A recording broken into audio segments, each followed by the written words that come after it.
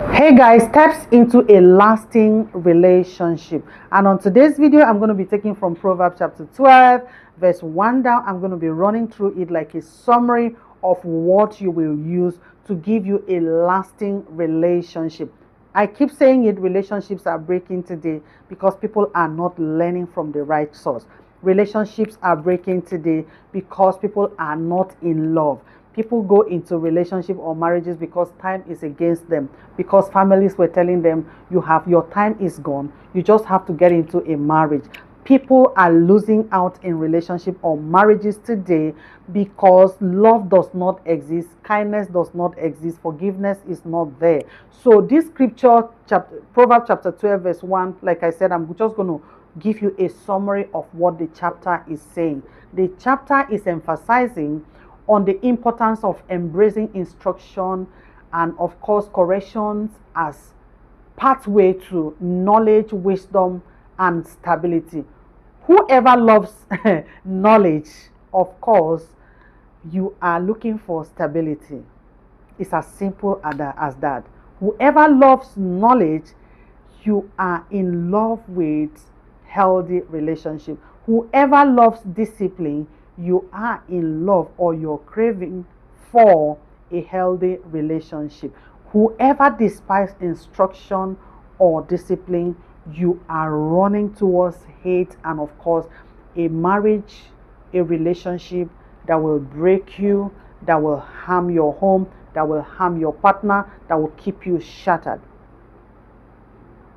Correction is of course very important, especially when you have done something or you had it wrong in a previous relationship. You should be able to take correction from what you did. You should be able to take correction from your partner. What were these things that happened that you don't want to see them in your next relationship? What were these things that happened that shouldn't have existed? What were the mistakes you made that caused that relationship? What were the things you said that made your partner go angry? What were the things you said that got your partner to like, this relationship is not going to work? So like I said, steps to give you a lasting relationship. Avoiding the things that will harm your relationship will help your relationship. And I'm going to give you some steps here. Have love for discipline. You must learn to love discipline. You must embrace people that discipline you. You must embrace those moments that comes and of course you did something wrong and you are reaping from what you did, or you are sipping from what you did wrong. You are actually learning. When you accept discipline in a relationship, it then means you are ready to make your relationship work and you're ready to make it, to keep it healthy. The next one is for you to don't reject correction. In a relationship, you need correction. Like I said, discipline is important. Correction, when people walk up to you and tell you, see, you did this one is wrong. When your partner tells you, you need to own up.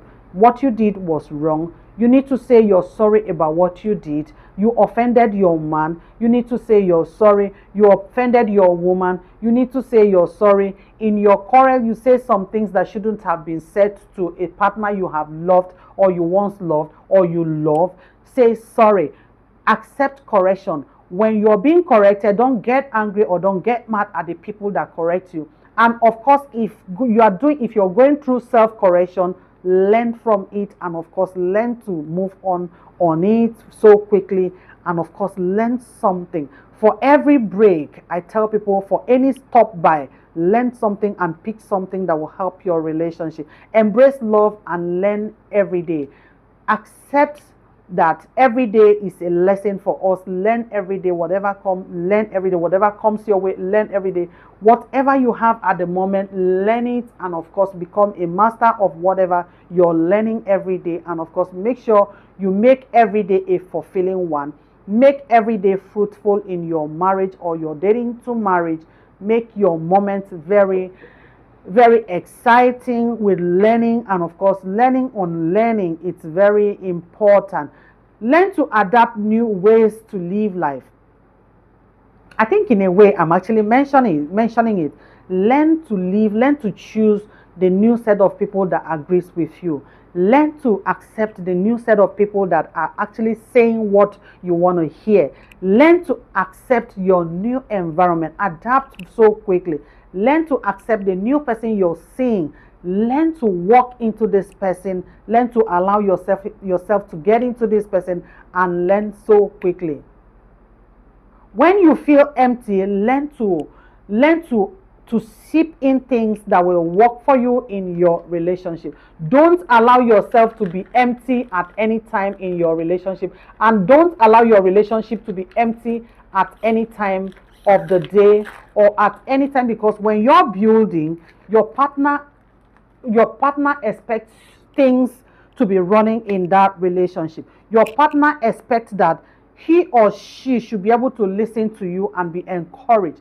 Your partner expects that whatever you're bringing to the table is what will help your relationship. So always don't allow yourself to be empty. Proverbs chapter 12 verse 4, it says, an excellent wife is a crown of her husband.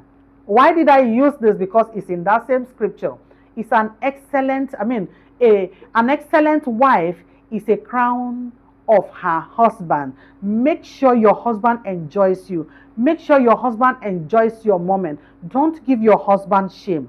Don't answer questions when your husband is supposed to be the one to answer the questions. Don't make him feel less of who he's supposed to be. Don't make your husband feel less of who to be.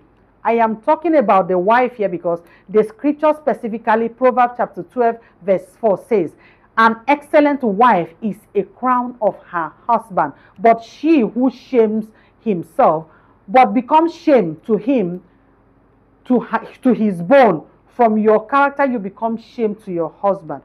From the way you act, the way you respond to people, the way you respond to your husband, the way you nag, you become shame to your husband. No husband wants to have a wife who nags. Always be ready and learn to address things as they come. Marriage is a lifelong covenant between a man and a woman to live as one flesh, and of course to live together forever. The scripture specifically mentioned here, I don't know, the scripture is talking more about the woman here. Be the one to encourage your husband. Don't shame your moment. Don't shame your husband's moment. Don't shame your home. Be the one to encourage everyone in your home. Encourage your husband. When he is down, encourage him. Proverbs chapter 12 verse 9. You can only ruin by the talk of godless people. You can only be ruined by the talks of godless people. You can only be harmed. You can only be disappointed. You can only have your relationship go down. You can only lose your relationship when you listen to wrong relationship advice on internet, at your environment. You can only ruin your relationship by listening to godless advice. People who are not giving you advice that will work for you. They are giving you advice because they want followers. They are giving you advice because they want you to feel, oh, they are telling you the truth because it's what you want to hear. So avoid people like that. But wisdom, it says at the end, it says wisdom. It says, but the wisdom of the righteous can save you as a person. Your wisdom will save you. I have always said it. The book of Proverbs talks so much about wisdom. As a woman, marry the book of Proverbs. If you're going into a relationship, marry the book of Proverbs. If you are in a relationship, marry the book of Proverbs. If you are in marriage, marry the book of Proverbs. It will work for you. Please, your comment is important. Your thumbs up is important. Your sharing is important, because a lot of people are getting it wrong in relationships because they have not really taken time to study the book, to listen to what the instructions God is giving about relationship, and that is why people are getting it wrong. God bless you. Your thumbs up is important because it will help the YouTube algorithm to push my videos to people who are searching for relationship advice. Like I said, I make Igbo relationship videos on this channel because I'm not properly fully Igbo, but I'm married to Igbo, and I know what it takes to have an Igbo man. I know what it takes to be able to get one. I know what it takes to be able to keep one and have him forever. God bless you, and please make me see you in my next video. From here is love. Bye-bye.